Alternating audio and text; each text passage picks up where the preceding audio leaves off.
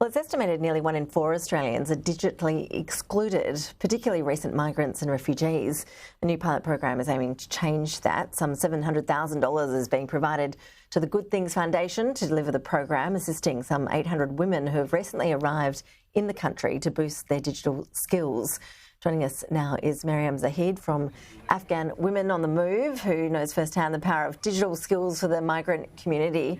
Maryam, really appreciate you making the time. Thank you. Firstly, just set the scene for us here. Just tell us in terms of where these women are coming from. What is life like now under the Taliban for women still on the ground in Afghanistan?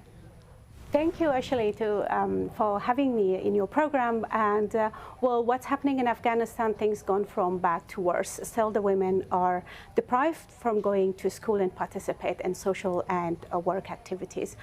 So I cannot give you any more updates, but to say that things are just worse in Afghanistan, and women are suffering, women and children are suffering the most at the moment. And so for women who escape and start to set up new lives, and I know you're working with a lot of people in that situation, just tell us about some of the key challenges that they're facing when they try to do that, and why this digital exclusion issue is such a big problem. Well, for those of us that were lucky to come in Australia, and for those of us that have been here for a long time, now that the digital world that are going so fast, the program will help them so much to connect to begin with, and to be able to connect, they have to be equipped, they have to be given the right information and the confidence to be able to use those tools, to be able to do what they need to do for them to be inspired to what social media and digital world can offer them. And this program that it will be implementing from next month, I'm confident in the work that I have been doing with multicultural community, especially women that have lots of challenges in terms of their language barrier, the confidence, the cultural and other aspects of their life that they feel isolated. With the right programs and tailored programs for particular communities that are targeted under this pilot will benefit everybody, and then we're all going to get that tangible result that we wanted to see.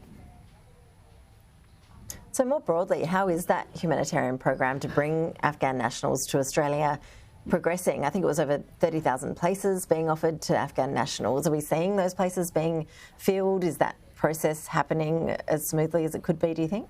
Yeah, the process are going all right, but as everybody knows, the immigration policies in Australia is quite difficult, and we're still advocating, and still we are in conversation about how to really get help sooner than later for those who are in need of to be rescued.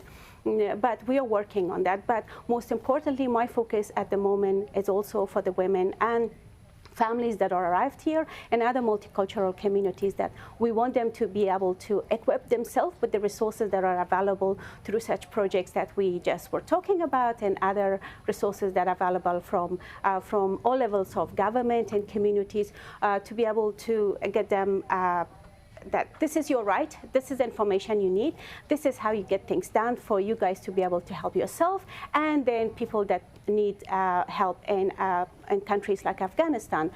So we are kind of looking at both sides of the world to see how can our programs and our voice help them.